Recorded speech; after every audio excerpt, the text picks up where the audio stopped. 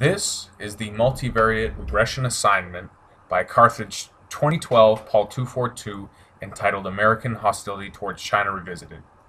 Today we are asking what factors affect the average American's hostility towards China. I believe that this is a relevant question given the most recent U.S. presidential elections in which China-U.S. relations figured quite prominently, as well as I find this question to be quite important because Americans' hostility towards China could have serious repercussions for international relations between the two countries, especially as China gains power both economically and militarily. From my dataset CCFR 2006 USA, I have selected three aspects which I believe will be responsible for affecting hostility towards China. The first one being American perception that China is a bad influence in Asia. I believe if perceptions of them being a bad influence increase, so will hostility. I would also like to see if American ideological alignments have an effect on hostility towards China. If Americans are more conservative, will they be more hostile towards the Chinese?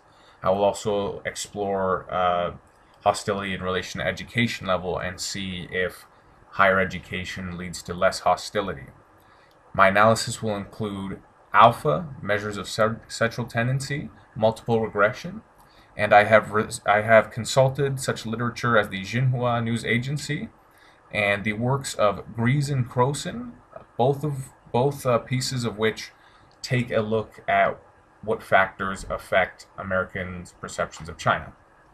To measure my dependent variable, I constructed an index of three questions. The first one asking Americans how much do they trust China to keep their commitments. The second asking them to rate their feelings towards China and the Chinese people. And third asking them how much influence they would like to see China have in the future. As you can see, this rendered me an alpha score of 0.6441, which is above the threshold of 0.6.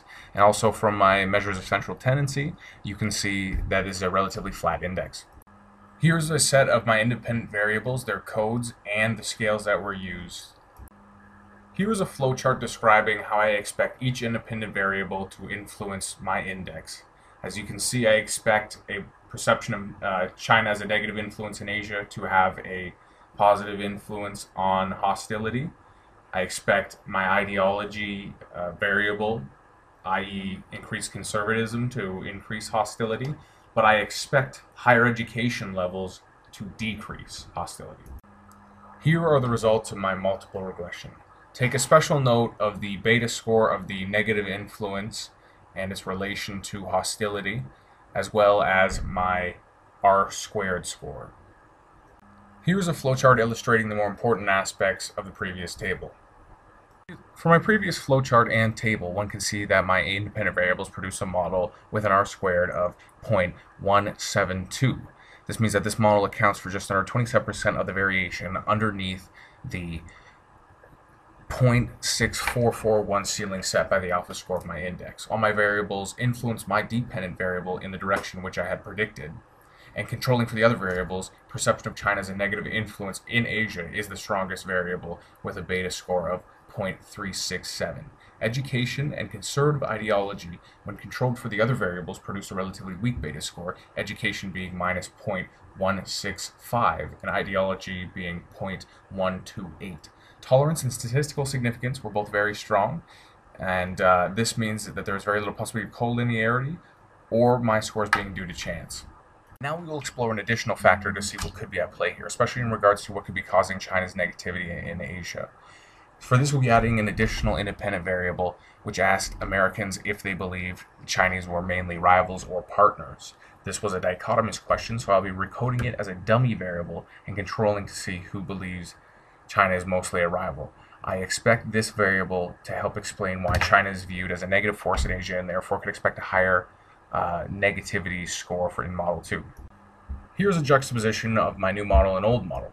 Take a special note of the decrease in beta score for negativity when controlling for perception of a rivalry between China and the US. Also, please take a note of the increase in R-square score for the second model. Adding the perception of a rivalry to my model strengthened my R-square from 0.172 to 0.226. This means that Model 2 accounts for just over 34% of variation under my 0.6441 ceiling set by my index as alpha. Also, controlling for perception of a rivalry had its greatest weakening effect on negativity's beta score. This indicates that there is some influence over why people see China as a negative force in Asia, but the change was not enough to infer causation, and therefore we must conclude replication.